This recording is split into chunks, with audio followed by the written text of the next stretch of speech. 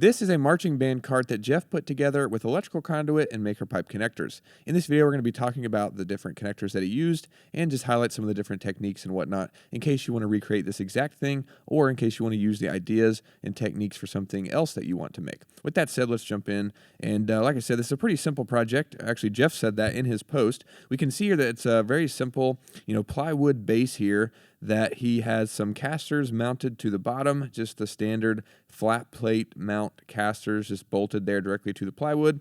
It's got some 2x4s on there, and then he used the flange from MakerPipe. This is the only connector from MakerPipe that he used in the build. And basically this is just a two-piece design that clamps around the conduit, and then he bolted this into the 2x4 there, as we can see.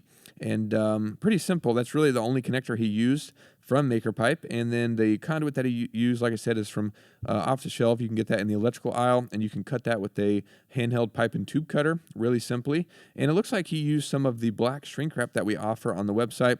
That just heats up and goes around the conduit.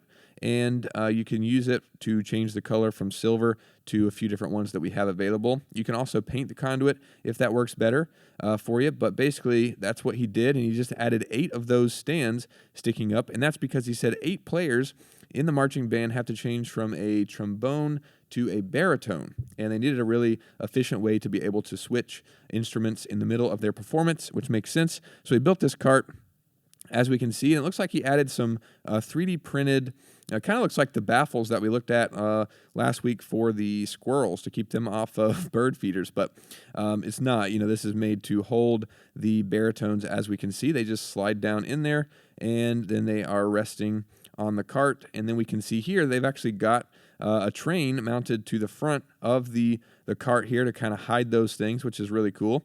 And then here we can kind of see the whole thing put together with the baritones in place, and just really awesome. And of course, they got the train mounted to these 2x4s back here. Super simple, like he said, just that one connector from MakerPipe, some wood, and then of course you've got the casters on there, and just a really simple project overall. Really cool. Thanks so much, Jeff, for sharing this. If you want to see the post, I'll link it down below if you want to check it out in more detail, or if you have any questions or comments. Thanks everybody for watching. If you like this video, leave a like and consider subscribing, and we'll see you in the next one.